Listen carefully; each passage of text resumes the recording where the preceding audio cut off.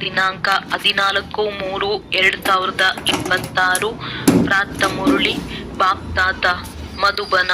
ಮಧುರ ಮಕ್ಕಳೇ, ಒಬ್ಬ ತಂದೆಯೇ ನಂಬರ್ 1 ಪಾತ್ರಧಾರಿಯಾಗಿದ್ದಾರೆ. ಅವರು ಪತಿತರನ್ನು ಪಾವನ ಮಾಡುವ ಪಾತ್ರವನ್ನು ಮಾಡುತ್ತಾರೆ. ತಂದೆಯ ತರಹ ಪಾತ್ರವನ್ನು ಮತ್ಯಾರೂ ಮಾಡಲು ಸಾಧ್ಯವಿಲ್ಲ.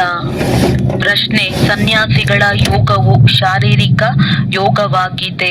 ಆತ್ಮಿಕ ಯೋಗವನ್ನು ತಂದೆಯೇ ಕಲಿಸುತ್ತಾರೆ. ಹೇಗೆ? ಉತ್ತರ: ಸನ್ಯಾಸಿಗಳು ಬ್ರಹ್ಮ ತತ್ವದೊಂದಿಗೆ ಯೋಗವನ್ನಿಡುವುದನ್ನು ಕಲಿಸುತ್ತಾರೆ. ಅದಂತೂ ಇರುವ ಸ್ಥಾನವಾಗಿದೆ.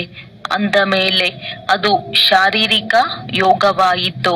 ತತ್ವಕ್ಕೆ ಭಗವಂತನೆಂದು ಹೇಳಲಾಗುವುದಿಲ್ಲ. ನೀವು ಮಕ್ಕಳು ಪರಮಾತ್ಮನೊಂದಿಗೆ ಬುದ್ಧಿಯೋಗವನ್ನಿಡುತ್ತೀರಿ. ಆದ್ದರಿಂದ ನಿಮ್ಮ ಯೋಗವು ಆತ್ಮಿಕ ಯೋಗವಾಗಿದೆ. ಈ ಯೋಗವನ್ನು ತಂದೆಯೇ ಕಲಿಸಿಕೊಡುತ್ತಾರೆ. ಮತ್ಯಾರು ಕಲಿಸಿಕೊಡಲು ಸಾಧ್ಯವಿಲ್ಲ, ಏಕೆಂದರೆ ಅವರೇ ನಿಮ್ಮ ಆತ್ಮಿಕ ತಂದೆಯಾಗಿದ್ದಾರೆ. ಗೀತೆ: ನೀವು ಪ್ರೀತಿಯ ಸಾಗರನಾಗಿದ್ದೀರಿ. ಓಂ ಶಾಂತಿ. ಮಕ್ಕಳು ಅನೇಕರು ಓಂ ಶಾಂತಿ ಎಂದು ಹೇಳುತ್ತಾರೆ, ಅರ್ಥಾತ್ ತಮ್ಮ ಆತ್ಮದ ಪರಿಚಯವನ್ನು ಕೊಡುತ್ತಾರೆ, ಆದರೆ ಸ್ವಯಂ ತಿಳಿದುಕೊಂಡಿಲ್ಲ. ಓಂ ಶಾಂತಿ ಎಂಬುದಕ್ಕೆ ಅನೇಕ ಅರ್ಥಗಳನ್ನು ಹೇಳುತ್ತಾರೆ. ಓಂ ಎಂದರೆ ಭಗವಂತನೆಂದು ಕೆಲವರು ಹೇಳುತ್ತಾರೆ, ಆದರೆ ಇಲ್ಲ, ಓಂ ಶಾಂತಿ ಎಂದು ಆತ್ಮವೇ ಹೇಳುತ್ತದೆ. ನಾನು ಆತ್ಮನ ಸ್ವಧರ್ಮವೇ ಶಾಂತಿಯಾಗಿದೆ. ಆದ್ದರಿಂದ ನಾನು ಶಾಂತ ಸ್ವರೂಪನಾಗಿದ್ದೇನೆಂದು ಹೇಳುತ್ತಾರೆ. ಇದು ನನ್ನ ಶರೀರವಾಗಿದೆ. ಯಾವುದರ ಮೂಲಕ ನಾವು ಕರ್ಮ ಮಾಡುತ್ತೇವೆ ಎಷ್ಟು ಸಹಜವಾಗಿದೆ. ಹಾಗೆಯೇ ತಂದೆಯೂ ಸಹ ಹೇಳುತ್ತಾರೆ ಓಂ ಶಾಂತಿ.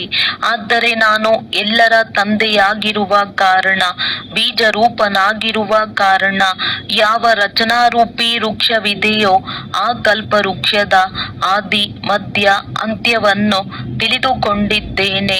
ಹೇಗೆ ನೀವು ಯಾವುದೇ ವೃಕ್ಷವನ್ನು ನೋಡಿದಾಗ ಅದರ ಆದಿ ಮಧ್ಯ ಅಂತ್ಯವನ್ನು ತಿಳಿದುಕೊಳ್ಳುತ್ತೀರಿ, ಆ ಬೀಜವಂತೂ ಜಡವಾಗಿದೆ. ತಂದೆಯು ತಿಳಿಸುತ್ತಾರೆ, ಈ ಕಲ್ಪವೃಕ್ಷದ ಆದಿ ಮಧ್ಯ ಅಂತ್ಯವನ್ನು ನೀವು ತಿಳಿದುಕೊಳ್ಳಲು ಸಾಧ್ಯವಿಲ್ಲ.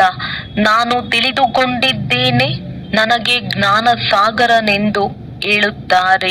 ನಾನು ನೀವು ಮಕ್ಕಳಿಗೆ ಆದಿ ಮಧ್ಯ ಅಂತ್ಯದ ರಹಸ್ಯವನ್ನು ತಿಳಿಸುತ್ತಿದ್ದೇನೆ. ಈ ನಾಟಕಕ್ಕೆ ಡ್ರಾಮಾ ಎಂದು ಹೇಳಲಾಗುತ್ತದೆ. ನೀವು ಇದರಲ್ಲಿ ಪಾತ್ರಧಾರಿಗಳಾಗಿದ್ದೀರಿ. ನಾನೂ ಸಹ ಪಾತ್ರಧಾರಿಯಾಗಿದ್ದೇನೆ. ಮಕ್ಕಳು ಹೇಳುತ್ತಾರೆ, ಏ ತಂದೆಯೇ, ಪತಿತ ಪಾವನನೇ ಪಾತ್ರಧಾರಿಯಾಗಿ ಬನ್ನಿ, ಬಂದು ನಾವು ಪತಿತರನ್ನು ಪಾವನ ಮಾಡಿ ಎಂದು. ಅದಕ್ಕಾಗಿ ಈಗ ತಂದೆಯು ತಿಳಿಸುತ್ತಾರೆ, ಮಕ್ಕಳೇ, ನಾನು ನನ್ನ ಪಾತ್ರವನ್ನು ಮಾಡುತ್ತಿದ್ದೇನೆ. ನನ್ನ ಪಾತ್ರವು ಕೇವಲ ಈ ಸಂಗಮದ ಸಮಯದಲ್ಲಿಯೇ ಇದೆ. ಅದರಲ್ಲಿಯೂ ನನಗೆ ನನ್ನದೇ ಆದ ಶರೀರವಿಲ್ಲ. ನಾನು ಈ ಶರೀರದ ಮೂಲಕ ಪಾತ್ರ ಮಾಡುತ್ತೇನೆ.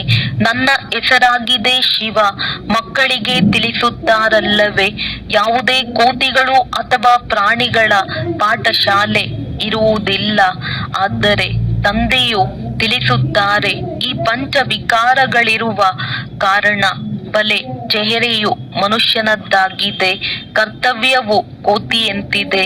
ಮಕ್ಕಳಿಗೆ ತಂದೆಯು ತಿಳಿಸುತ್ತಾರೆ, ಎಲ್ಲರೂ ತಮ್ಮನ್ನು ಪತಿತರೆಂದು ಕರೆಸಿಕೊಳ್ಳುತ್ತಾರೆ, ಆದರೆ ನಮ್ಮನ್ನು ಯಾರು ಪತಿತರನ್ನಾಗಿ ಮಾಡುತ್ತಾರೆ ಮತ್ತು ಪಾವನರನ್ನಾಗಿ ಯಾರು ಮಾಡುತ್ತಾರೆ? ಪತಿತ ಪಾವನ ಯಾರೆಂಬುದನ್ನೇ ತಿಳಿದುಕೊಂಡಿಲ್ಲ. ಯಾರನ್ನು ಕರೆಯುತ್ತೇವೆ ಎಂಬುದೇನೂ ಗೊತ್ತಿಲ್ಲ. ನಾವೆಲ್ಲರೂ ಪಾತ್ರಧಾರಿಗಳಾಗಿದ್ದೇವೆ. ನಾವಾತ್ಮರು ಈ ಶರೀರವನ್ನು ತೆಗೆದುಕೊಂಡು ಪಾತ್ರವನ್ನು ಅಭಿನಯಿಸುತ್ತೇವೆ ಎಂಬುದೇನನ್ನೂ ತಿಳಿದುಕೊಂಡಿಲ್ಲ. ಆತ್ಮವು ಪರಮಧಾಮದಿಂದ ಬರುತ್ತದೆ, ಬಂದು ಪಾತ್ರವನ್ನಭಿನಯಿಸುತ್ತದೆ. ಇಡೀ ಆಟವು ಭಾರತದ ಮೇಲೆ ಮಾಡಲ್ಪಟ್ಟಿದೆ. ಪಾವನ ಭಾರತವನ್ನು ಪತಿತ ಭಾರತವನ್ನಾಗಿ ಯಾರು ಮಾಡಿದರು? ರಾವಣನು ಲಂಕೆಯಲ್ಲಿ ರಾಜ್ಯ ಮಾಡುತ್ತಿದ್ದನು ಎಂದು ಹೇಳುತ್ತಾರೆ. ತಂದೆಯು ಈಗ ನಮ್ಮನ್ನು ಬೇಹದ್ದಿನಲ್ಲಿ ಕರೆದುಕೊಂಡು ಹೋಗುತ್ತಾರೆ. ಏ ಮಕ್ಕಳೇ, ಇಡೀ ಸೃಷ್ಟಿಯೇ ಬೇಹದ್ದಿನ ದ್ವೀಪವಾಗಿದೆ. ಅದಂತೂ ಹದ್ದಿನ ಲಂಕೆಯಾಗಿದೆ. ಈ ಬೇಹದ್ದಿನ ದ್ವೀಪದಲ್ಲಿ ರಾವಣ ರಾಜ್ಯವಿದೆ. ಮೊದಲು ರಾಮ ರಾಜ್ಯವಿತ್ತು, ಈಗ ರಾವಣ ರಾಜ್ಯವಾಗಿದೆ. ಬಾಬಾ, ರಾಮ ರಾಜ್ಯವು ಎಲ್ಲಿತ್ತು ಎಂದು ಮಕ್ಕಳು ಕೇಳುತ್ತಾರೆ. ಇದಕ್ಕೆ ತಂದೆಯು ತಿಳಿಸುತ್ತಾರೆ, ಮಕ್ಕಳೇ, ಅದು ಇಲ್ಲಿಯೇ ಇತ್ತಲ್ಲವೇ? ಯಾವುದನ್ನು ಎಲ್ಲರೂ ಬಯಸುತ್ತಾರೆ.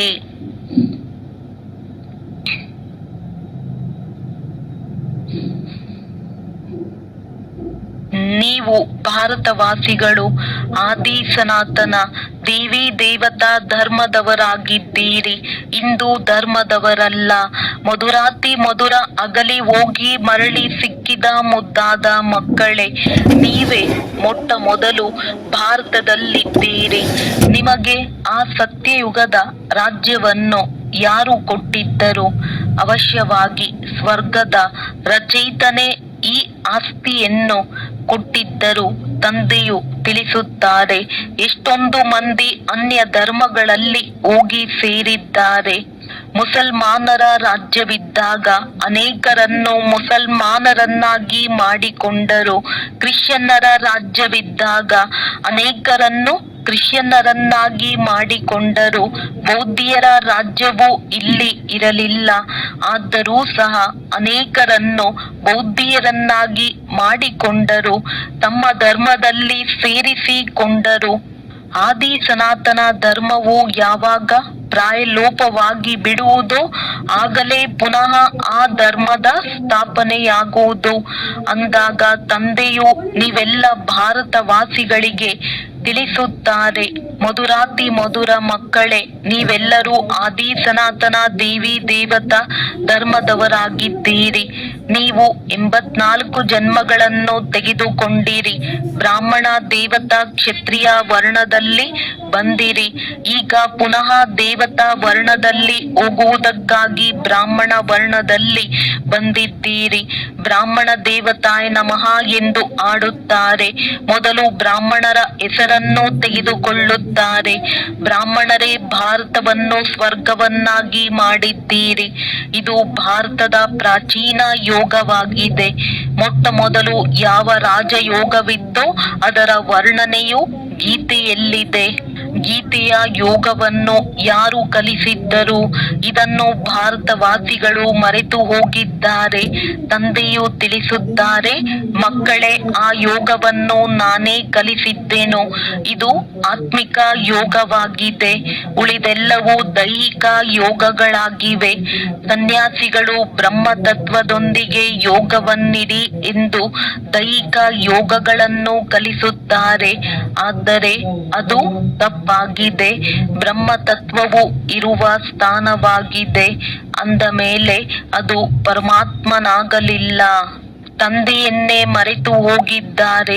ನೀವು ಸಹ ಮರೆತು ಹೋಗಿದ್ದೀರಿ. ನೀವು ತಮ್ಮ ಧರ್ಮವನ್ನು ಮರೆತು ಬಿಟ್ಟಿದ್ದೀರಿ.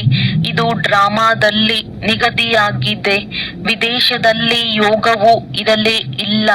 ಹಠಯೋಗ ಮತ್ತು ರಾಜಯೋಗವು ಇಲ್ಲಿಯದೇ ಆಗಿದೆ. ಆ ನಿವೃತ್ತಿ ಮಾರ್ಗದ ಸನ್ಯಾಸಿಗಳು ಎಂದು ರಾಜಯೋಗವನ್ನು ಕಲಿಸಲು ಸಾಧ್ಯವಿಲ್ಲ. ಯಾರು ಅರಿತಿರುವರೋ ಅವರೇ ಕಲಿಸುವರು. ಸನ್ಯಾಸಿಗಳಾದರೂ ರಾಜ್ಯವನ್ನೇ ಬಿಟ್ಟು ಹೋಗುತ್ತಾರೆ. ಗೋಪಿಚಂದರಾಜನ ಉದಾಹರಣೆ ಇದೆಯಲ್ಲವೇ? ರಾಜ್ಯವನ್ನು ಬಿಟ್ಟು ಕಾಡಿಗೆ ಹೊರಟು ಹೋದರು. ಅವರ ಕಥೆ ಇದೆ. ಸನ್ಯಾಸಿಗಳಂತೂ ರಾಜ್ಯವನ್ನು ಬಿಡಿಸುವವರಾಗಿದ್ದಾರೆ. ಅಂದ ಮೇಲೆ ಅವರು ರಾಜಯೋಗವನ್ನು ಕಲಿಸಲು ಹೇಗೆ ಸಾಧ್ಯ? ಈ ಸಮಯದಲ್ಲಿ ಇಡೀ ವೃಕ್ಷವು ಜಡ್ಜಡೀಭೂತವಾಗಿ ಬಿಟ್ಟಿದೆ. ಈಗ ಇದು ಬಿದ್ದಿತೆಂದರೆ ಬಿದ್ದಿತು. ಯಾವುದೇ ವೃಕ್ಷವು ಅಂತಿಮ ಸ್ಥಿತಿಯನ್ನು ತಲುಪಿದಾಗ ಅಂತ್ಯದಲ್ಲಿ ಅದನ್ನು ಬೀಳಿಸಲಾಗುತ್ತದೆ. ಹಾಗೆಯೇ ಈ ಮನುಷ್ಯ ಸೃಷ್ಟಿ ರೂಪಿ ವೃಕ್ಷವೂ ಸಹ ತಮೋ ಪ್ರಧಾನವಾಗಿದೆ. ಇದರಲ್ಲಿ ಏನೂ ಸಾರವಿಲ್ಲ. ಇದರ ವಿನಾಶವು ಖಂಡಿತ ಆಗುವುದು. ಅದಕ್ಕೆ ಮೊದಲೇ ಆದಿ ಸನಾತನ ದೇವಿ ದೇವತಾ ಧರ್ಮದ ಸ್ಥಾಪನೆಯನ್ನು ಇಲ್ಲಿ ಮಾಡಬೇಕಾಗುವುದು. ಸತ್ಯಯುಗದಲ್ಲಿ ಯಾರೂ ದುರ್ಗತಿಯಲ್ಲಿರುವುದಿಲ್ಲ. ಇವರು ವಿದೇಶದಲ್ಲಿ ಹೋಗಿ ಯೋಗವನ್ನು ಕಲಿಸುತ್ತಾರೆ. ಆದರೆ ಅವರದ್ದು ಅನೇಕ ಪ್ರಕಾರದ ಹಠಯೋಗಗಳಾಗಿವೆ. ಇದು ರಾಜಯೋಗವಾಗಿದೆ. ಇದಕ್ಕೆ ಆತ್ಮಿಕ ಯೋಗವೆಂದು ಹೇಳಲಾಗುತ್ತದೆ. ಅವೆಲ್ಲವೂ ದೈಹಿಕ ಯೋಗಗಳಾಗಿವೆ. ಮನುಷ್ಯರೇ ಮನುಷ್ಯರಿಗೆ ಕಲಿಸುತ್ತಾರೆ. ತಂದೆಯು ಮಕ್ಕಳಿಗೆ ತಿಳಿಸುತ್ತಾರೆ, ನಾನು ನಿಮಗೆ ಒಂದೇ ಬಾರಿ ಈ ರಾಜಯೋಗವನ್ನು ಕಲಿಸುತ್ತೇನೆ. ಖಂಡಿತವಾಗಿ ಮತ್ಯಾರೂ ಕಲಿಸಲು ಸಾಧ್ಯವಿಲ್ಲ. ಆತ್ಮಿಕ ತಂದೆಯು ಆತ್ಮಿಕ ಮಕ್ಕಳಿಗೆ ಕಲಿಸುತ್ತಾರೆ, ನನ್ನೊಬ್ಬನನ್ನೇ ನೆನಪು ಮಾಡಿದರೆ ನಿಮ್ಮೆಲ್ಲ ಪಾಪಗಳು ಕಳೆಯುತ್ತವೆ. ಹಠಯೋಗಿಗಳೆಂದು ಈ ರೀತಿ ಹೇಳಲು ಸಾಧ್ಯವಿಲ್ಲ. ತಂದೆಯು ಆತ್ಮಗಳಿಗೆ ತಿಳಿಸುತ್ತಾರೆ, ಇದು ಹೊಸ ಮಾತಾಗಿದೆ. ತಂದೆಯೇ ಈಗ ನಿಮ್ಮನ್ನು ದೇಹಿ ಅಭಿಮಾನಿಗಳನ್ನಾಗಿ ಮಾಡುತ್ತಿದ್ದಾರೆ. ತಂದೆಗೆ ದೇಹವಿಲ್ಲ. ಇವರ ತನುವಿನಲ್ಲಿ ಬರುತ್ತಾರೆ. ಬಂದು ಇವರ ಹೆಸರನ್ನು ಬದಲಾಯಿಸುತ್ತಾರೆ, ಏಕೆಂದರೆ ಇವರು ಮರುಜೀವಿಯಾಗಿದ್ದಾರೆ. ಹೇಗೆ ಗೃಹಸ್ಥಿಗಳು ಸನ್ಯಾಸಿಯಾದಾಗ ಮರುಜೀವಿಯಾದರು, ಗೃಹಸ್ಥಾಶ್ರಮವನ್ನು ಬಿಟ್ಟು ನಿವೃತ್ತಿ ಮಾರ್ಗವನ್ನು ತೆಗೆದುಕೊಂಡರು ಎಂದರ್ಥ. ನೀವು ಸಹ ಮರುಜೀವಿಗಳಾಗುವುದರಿಂದ ಹೆಸರು ಬದಲಾಗುತ್ತದೆ. ಯಜ್ಞದ ಆದಿಯಲ್ಲಿ ಎಲ್ಲರಿಗೆ ಅಲೌಕಿಕ ಹೆಸರುಗಳನ್ನಿಡಲಾಗುತ್ತಿತ್ತು. ನಂತರ ಕೆಲವರು ಜ್ಞಾನವನ್ನು ಬಿಟ್ಟು ಹೋದರು. ಆದ್ದರಿಂದ ಹೆಸರಿಡುವುದನ್ನು ನಿಲ್ಲಿಸಲಾಯಿತು. ಆದ್ದರಿಂದ ತಂದೆಯು ತಿಳಿಸುತ್ತಾರೆ, ನಾನು ಹೆಸರನ್ನಿಟ್ಟ ನಂತರ ಮತ್ತೆ ಓಡಿ ಹೋದರೆ ಅದು ವ್ಯರ್ಥವಾಗಿ ಬಿಡುತ್ತದೆ. ಮೊದಲು ಬಂದವರಿಗೆ ಇಟ್ಟಿದ್ದ ಹೆಸರುಗಳು ಬಹಳ ರಮಣೀಕವಾಗಿತ್ತು. ಈಗ ಯಾರಿಗೂ ಇಡುವುದಿಲ್ಲ. ಯಾರು ಸದಾ ನನ್ನ ಮಗುವಾಗಿರುವರೋ ಅವರಿಗೆ ಹೆಸರನ್ನಿಡಲಾಗುವುದು. ಅನೇಕರಿಗೆ ಹೆಸರುಗಳನ್ನಿಟ್ಟೆವು, ಆದರೆ ಮತ್ತೆ ತಂದೆಗೆ ವಿಚ್ಛೇದನ ನೀಡಿ ಹೊರಟು ಹೋದರು. ಆದ್ದರಿಂದ ಈಗ ಹೆಸರುಗಳನ್ನು ಬದಲಾಯಿಸುವುದಿಲ್ಲ. ತಂದೆಯು ತಿಳಿಸುತ್ತಾರೆ, ಈ ಜ್ಞಾನವು ಕ್ರಿಶ್ಚಿಯನ್ನರ ಬುದ್ಧಿಯಲ್ಲಿಯೂ ಕುಳಿತುಕೊಳ್ಳುವುದು. ಇಷ್ಟಾದರೂ ತಿಳಿದುಕೊಳ್ಳುತ್ತಾರೆ, ಭಾರತದ ಯೋಗವನ್ನು ನಿರಾಕಾರ ತಂದೆಯೇ ಬಂದು ಕಲಿಸಿದ್ದರು. ತಂದೆಯನ್ನು ನೆನಪು ಮಾಡುವುದರಿಂದಲೇ ಪಾಪಗಳು ಭಸ್ಮವಾಗುತ್ತವೆ ಮತ್ತು ನಾವು ನಮ್ಮ ಮನೆಗೆ ಹೊರಟು ಹೋಗುತ್ತೇವೆ. ಯಾರು ಈ ಧರ್ಮದವರು ಅನ್ಯ ಧರ್ಮಗಳಲ್ಲಿ ಹೋಗಿ ಸೇರಿದ್ದಾರೆಯೋ ಅವರೇ ಮತ್ತೆ ಹಿಂತಿರುಗಿ ಬರುವರು. ನಿಮಗೆ ತಿಳಿದಿದೆ, ಮನುಷ್ಯರು ಯಾರೂ ಮನುಷ್ಯರ ಸದ್ಗತಿ ಮಾಡಲು ಸಾಧ್ಯವಿಲ್ಲ. ಈ ದಾದಾರವರು ಸಹ ಮನುಷ್ಯನಾಗಿದ್ದಾರೆ. ಇವರು ಸಹ ಹೇಳುತ್ತಾರೆ, ನಾನು ಯಾರದೇ ಸದ್ಗತಿ ಮಾಡಲು ಸಾಧ್ಯವಿಲ್ಲ. ಈ ತಂದೆಯು ಶಿವ ತಂದೆ ನಮಗೆ ಕಲಿಸುತ್ತಾರೆ, ನಿನ್ನ ಸದ್ಗತಿಯೂ ಸಹ ನೆನಪಿನಿಂದಲೇ ಆಗುವುದು ಎಂದು. ತಂದೆಯು ತಿಳಿಸುತ್ತಾರೆ, ಮಕ್ಕಳೇ, ಏ ಆತ್ಮಗಳೇ, ನನ್ನೊಂದಿಗೆ ಯೋಗವನ್ನಿಡಿ, ಆಗ ನಿಮ್ಮ ವಿಕರ್ಮಗಳು ವಿನಾಶವಾಗುತ್ತವೆ. ನೀವು ಮೊದಲು ಸತೋ ಪ್ರಧಾನ ಪವಿತ್ರರಾಗಿದ್ದೀರಿ, ನಂತರ ತುಕ್ಕು ಸೇರ್ಪಡೆಯಾಗಿದೆ. ನೀವು ಮೊದಲು ದೇವಿ ದೇವತೆಗಳು ಅಂದರೆ 24 ಕ್ಯಾರೆಟ್ ಚಿನ್ನವಾಗಿದ್ದೀರಿ. ಈಗ ಸಂಪೂರ್ಣ ಕಬ್ಬಿಣದಂತೆ ಆಗಿಬಿಟ್ಟಿದ್ದೀರಿ. ಈ ಯೋಗವನ್ನು ಕಲ್ಪವೂ ನೀವು ಕಲಿಯಬೇಕಾಗುತ್ತದೆ. ನೀವು ತಿಳಿದುಕೊಂಡಿದ್ದೀರಿ. ನಿಮ್ಮಲ್ಲಿಯೂ ಕೆಲವರು ಪೂರ್ಣ ತಿಳಿದುಕೊಂಡಿಲ್ಲ, ಕೆಲವರು ಅಲ್ಪ ಸ್ವಲ್ಪ ತಿಳಿದುಕೊಂಡಿದ್ದಾರೆ. ಇನ್ನು ಕೆಲವರಂತೂ ಕೇವಲ ಇಲ್ಲಿ ಏನು ಕಲಿಸುತ್ತಾರೆಂದು ನೋಡಲು ಬರುತ್ತಾರೆ. ಬ್ರಹ್ಮ ಕುಮಾರ ಕುಮಾರಿಯರಂತೂ ಅನೇಕರಿದ್ದಾರೆ. ಅಂದ ಮೇಲೆ ಅವಶ್ಯವಾಗಿ ಪ್ರಜಾಪಿತ ಬ್ರಹ್ಮನು ಇರಬೇಕಲ್ಲವೇ? ಅವರಿಗೆ ಇಷ್ಟೊಂದು ಮಂದಿ ಬಂದು ಮಕ್ಕಳಾಗಿದ್ದೀರಿ ಅಂದ ಮೇಲೆ ಅವಶ್ಯವಾಗಿ ಏನೋ ಇರಬೇಕು ಎಂದು ಹೋಗಿ ಅಲ್ಲಿ ಕೇಳಬೇಕು. ನಿಮಗೆ ಪ್ರಜಾಪಿತ ಬ್ರಹ್ಮನಿಂದ ಏನು ಸಿಗುತ್ತದೆ ಎಂದು ಕೇಳಬೇಕಲ್ಲವೇ? ಆದರೆ ಮನುಷ್ಯರಿಗೆ ಇಷ್ಟಾದರೂ ಬುದ್ಧಿ ಇಲ್ಲ. ವಿಶೇಷವಾಗಿ ಭಾರತಕ್ಕಾಗಿಯೇ ಹೇಳುತ್ತಾರೆ, ಕಲ್ಲು ಬುದ್ಧಿಯವರಿಂದ ಪಾರಸ ಬುದ್ಧಿಯವರು, ಪಾರಸ ಬುದ್ಧಿಯವರಿಂದ ಕಲ್ಲು ಬುದ್ಧಿಯವರೆಂದು ಗಾಯನವಿದೆ. ಸತ್ಯ ತ್ರೇತಾಯುಗದಲ್ಲಿ ಪಾರಸ ಬುದ್ಧಿಯವರಾಗಿದ್ದೀರಿ, ನಂತರ ಬೆಳ್ಳಿಯ ಸಮಾನರಾದಿರಿ. ಆಗ 2 ಕಲೆಯು ಕಡಿಮೆಯಾಯಿತು. ಆದ್ದರಿಂದ ಚಂದ್ರವಂಶೀಯರೆಂದು ಹೆಸರು ಬಂದಿತು, ಏಕೆಂದರೆ ಅನುತ್ತೀರ್ಣರಾದರು. ಇದು ಸಹ ಪಾಠಶಾಲೆಯಾಗಿದೆ. 33 ಅಂಕಗಳಿಗಿಂತ ಯಾರು ಕೆಳಗಿರುವರೋ ಅವರು ಅನುತ್ತೀರ್ಣರಾಗುತ್ತಾರೆ. ರಾಮ, ಸೀತೆ ಮತ್ತು ಅವರ ರಾಜ್ಯದಲ್ಲಿರುವವರು ಸಂಪೂರ್ಣರಲ್ಲ. ಆದ್ದರಿಂದ ಸೂರ್ಯ ವಂಶೀಯರಾಗಲು ಸಾಧ್ಯವಿಲ್ಲ. ಇಷ್ಟು ದೊಡ್ಡ ಪರೀಕ್ಷೆ ಇದೆ ಅಂದ ಮೇಲೆ ಯಾರಾದರೂ ಅನುತ್ತೀರ್ಣರಾಗಿಯೇ ಆಗುತ್ತಾರಲ್ಲವೇ? ಮೊದಲು ICSನ ಪರೀಕ್ಷೆಯು ಬಹಳ ಕ್ಲಿಷ್ಟವಾಗಿರುತ್ತಿತ್ತು. ಎಲ್ಲರೂ ಓದಲು ಸಾಧ್ಯವಾಗುತ್ತಿರಲಿಲ್ಲ. ಕೆಲವರೇ ತೇರ್ಗಡೆಯಾಗುತ್ತಿದ್ದರು. ನಾವು ಸೂರ್ಯವಂಶಿ ಮಹಾರಾಜ ಮಹಾರಾಣಿಯಾಗಬೇಕೆಂದು ಯಾರಾದರೂ ಬಯಸುವುದಾದರೆ ಅದರಲ್ಲಿಯೂ ಬಹಳ ಪರಿಶ್ರಮ ಬೇಕು. ಮೊಮ್ಮ ಬಾಬಾರವರೂ ಸಹ ಶ್ರೀಮತದಂತೆ ಓದುತ್ತಿದ್ದಾರೆ. ಅವರು ಮೊದಲ ನಂಬರಿನಲ್ಲಿ ಓದುತ್ತಾರೆ. ಮತ್ತೆ ಯಾರು ಆ ಮಾತಾಪಿತರನ್ನು ಫಾಲೋ ಮಾಡುವರೋ ಅವರೇ ಮಾತಾಪಿತರ ಸಿಂಹಾಸನದಲ್ಲಿ ಕುಳಿತುಕೊಳ್ಳುತ್ತಾರೆ. ಸೂರ್ಯ ವಂಶೀಯರದ್ದು 8 ಪೀಳಿಗೆಗಳು ನಡೆಯುತ್ತವೆ. ಹೇಗೆ ಎಡ್ವರ್ಡ್ ದಿ ಫಸ್ಟ್ ಸೆಕೆಂಡ್ ರಾಜಧಾನಿಯು ನಡೆಯುತ್ತದೆ ಎಲ್ಲವೇ? ಈ ಕ್ರಿಶ್ಚಿಯನರೊಂದಿಗೆ ನಿಮ್ಮದು ಹೆಚ್ಚು ಸಂಬಂಧವಿದೆ. ಕ್ರಿಶ್ಚಿಯನ್ ಮನೆತನದವರೇ ಭಾರತದ ರಾಜ್ಯವನ್ನು ಕಸಿದುಕೊಂಡರು, ಭಾರತದ ಅಪಾರ ಧನವನ್ನು ತೆಗೆದುಕೊಂಡು ಹೋದರು. ಅಂದ ಮೇಲೆ ವಿಚಾರ ಮಾಡಿ, ಸತ್ಯಯುಗದಲ್ಲಿ ಇನ್ನೆಷ್ಟು ಹಣವಿರಬಹುದು? ಅದರ ಹೋಲಿಕೆಯಲ್ಲಿ ಇಲ್ಲಿ ಏನೂ ಇಲ್ಲ. ಸತ್ಯಯುಗದಲ್ಲಿ ಎಲ್ಲ ಗಣಿಗಳು ಸಂಪನ್ನವಾಗಿ ಬಿಡುತ್ತವೆ. ಈಗಂತೂ ಪ್ರತಿಯೊಂದು ವಸ್ತುವಿನ ಗಣಿಗಳು ಖಾಲಿಯಾಗತೊಡಗುತ್ತಿವೆ. ಮತ್ತೆ ಚಕ್ರವು ಪುನರಾವರ್ತನೆಯಾದಾಗ ಎಲ್ಲ ಗಣಿಗಳು ಸಂಪನ್ನವಾಗಿ ಬಿಡುತ್ತವೆ.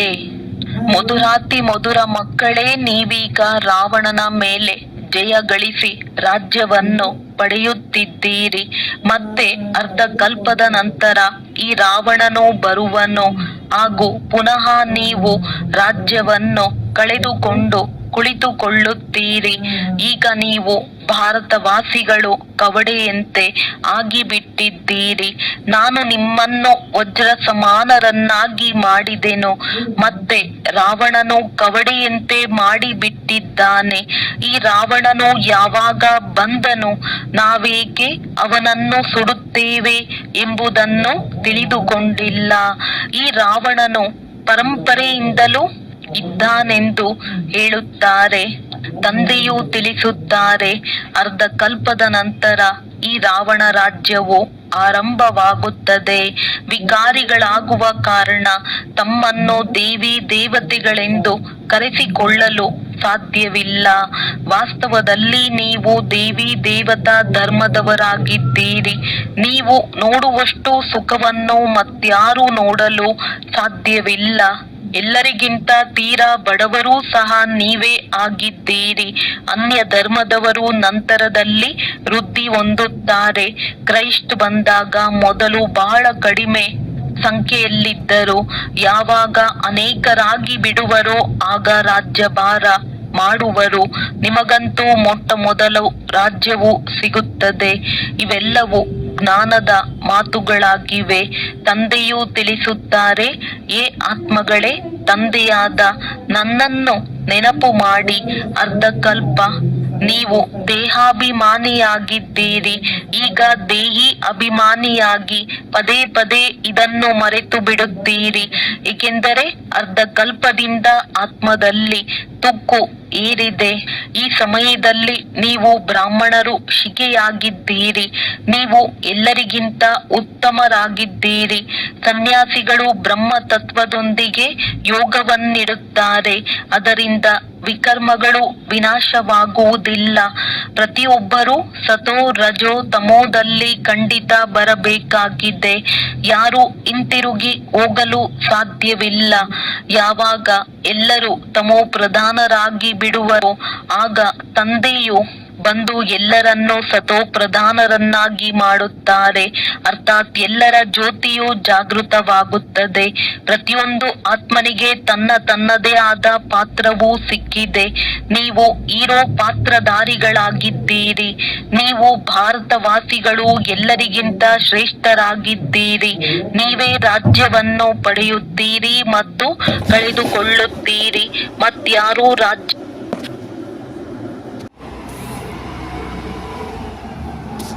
ಪಡೆಯುವುದಿಲ್ಲ. ಅವರಂತೂ ಬಾಹುಬಲದಿಂದ ರಾಜ್ಯದ ಪ್ರಿಯತಮನ ಪ್ರಿಯತಮೆಯರಾಗಿದ್ದೀರಿ. ಹೀಗೆ ಆತ್ಮಿಕ ತಂದೆಯ ನಮಸ್ತೆ. ಧಾರಣೆಗಾಗಿ ಮುಖ್ಯ ಸಾರ: ಸತ್ಯವಾದ ಪ್ರಿಯತಮೆಯರಾಗಿ ಕೈಗಳಿಂದ ಕೆಲಸ ಮಾಡುತ್ತಾ ಬುದ್ಧಿಯಿಂದ ಪ್ರಿಯತಮನನ್ನು ನೆನಪು ಮಾಡುವ ಅಭ್ಯಾಸ ಮಾಡಬೇಕಾಗಿದೆ. ತಂದೆಯ ನೆನಪಿನಿಂದ ನಾವು ಸ್ವರ್ಗವಾಸಿಗಳಾಗುತ್ತಿದ್ದೇವೆ ಎಂಬ ಖುಷಿಯಲ್ಲಿರಬೇಕಾಗಿದೆ.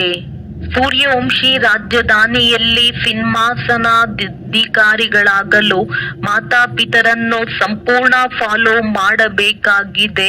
ತಂದೆಯ ಸಮಾನ ಜ್ಞಾನಪೂರ್ಣರಾಗಿ ಎಲ್ಲರಿಗೆ ಮಾರ್ಗವನ್ನು ತಿಳಿಸಬೇಕಾಗಿದೆ. ವರದಾನ: ಕಿರೀಟ ಹಾಗೂ ತಿಲಕವನ್ನು ಧಾರಣೆ ಮಾಡಿಕೊಂಡು ಬಾಪ್ ದಾದಾರವರ ಸಹಯೋಗಿಯಾಗುವ ಹೃದಯ ಸಿಂಹಾಸನಧಾರಿ ಭವ. ಯಾವಾಗ ಯಾರೇ ಸಿಂಹಾಸನದ ಮೇಲೆ ಕುಳಿತುಕೊಳ್ಳುತ್ತಾರೆಂದರೆ ಅವರ ಚಿಹ್ನೆಯಾಗಿ ತಿಲಕ ಹಾಗೂ ಕಿರೀಟವಿರುತ್ತದೆ. ಹಾಗೆಯೇ ಯಾರು ಹೃದಯ ಸಿಂಹಾಸನಾಧಿಕಾರಿ ಆಗಿದ್ದಾರೆಯೋ ಅವರ ಮಸ್ತಕದಲ್ಲಿ ಸದಾ ಅವಿನಾಶಿ ಆತ್ಮನ ಸ್ಥಿತಿಯ ತಿಲಕವು ದೂರದಿಂದಲೇ ಹೊಳೆಯುತ್ತಿರುವಂತೆ ಕಂಡು ಬರುತ್ತದೆ. ಸರ್ವ ಆತ್ಮರ ಕಲ್ಯಾಣದ ಶುಭ ಭಾವನೆಯು ಅವರ ಕಣ್ಣುಗಳಿಂದ ಅಥವಾ ಮುಖದಿಂದ ಕಾಣಿಸುತ್ತದೆ. ಅವರ ಪ್ರತಿ ಸಂಕಲ್ಪ, ವಚನ ಹಾಗೂ ಕರ್ಮವು ತಂದೆಯ ಸಮಾನವಾಗಿ ಇರುತ್ತದೆ. ಸ್ಲೋಗನ್: ಸರಳ ನೆನಪಿಗಾಗಿ ಸರಳತೆಯ ಗುಣವನ್ನು ಧಾರಣೆ ಮಾಡಿಕೊಳ್ಳಿರಿ. ಸಂಸ್ಕಾರಗಳನ್ನು ಸರಳ ಮಾಡಿಕೊಳ್ಳಿರಿ. ಅವ್ಯಕ್ತ ಸೂಚನೆ: ನಿಶ್ಚಯದ ಫೌಂಡೇಶನ್ ತಳಪಾಯವನ್ನು ಬಲಗೊಳಿಸಿ ಸದಾ ನಿರ್ಭಯ ಮತ್ತು ನಿಶ್ಚಿಂತರಾಗಿರಿ. ವಿಜಯಿಯಾಗುವುದಕ್ಕೆ ಫೌಂಡೇಶನ್ ಆಗಿದೆ ನಿಶ್ಚಯ. ಫೌಂಡೇಶನ್ ಒಂದು ವೇಳೆ ಪಕ್ಕಾ ಇದ್ದರೆ ಕಟ್ಟಡವು ಅಲುಗಾಡುವುದಿಲ್ಲ. ನಿಶ್ಚಿಂತರಾಗಿರುವಿರಿ. ಆದರೆ ಕೇವಲ ತಂದೆಯಲ್ಲಿ ನಿಶ್ಚಯವಿಲ್ಲ, ತಮ್ಮಲ್ಲಿ ತಮಗೆ ನಿಶ್ಚಯ ಮತ್ತು ಡ್ರಾಮಾದಲ್ಲಿಯೂ ನಿಶ್ಚಯ. ವಾ ಡ್ರಾಮಾ ವಾವ್. ಒಂದು ವೇಳೆ ಡ್ರಾಮಾದಲ್ಲಿ ನಿಶ್ಚಯವಿದ್ದರೆ ಅಕಲ್ಯಾಣದ ಮಾತೂ ಸಹ ಕಲ್ಯಾಣದಲ್ಲಿ ಬದಲಾಗಿ ಬಿಡುತ್ತದೆ. ಒಳ್ಳೆಯದು. ಓಂ ಶಾಂತಿ. ಓಂ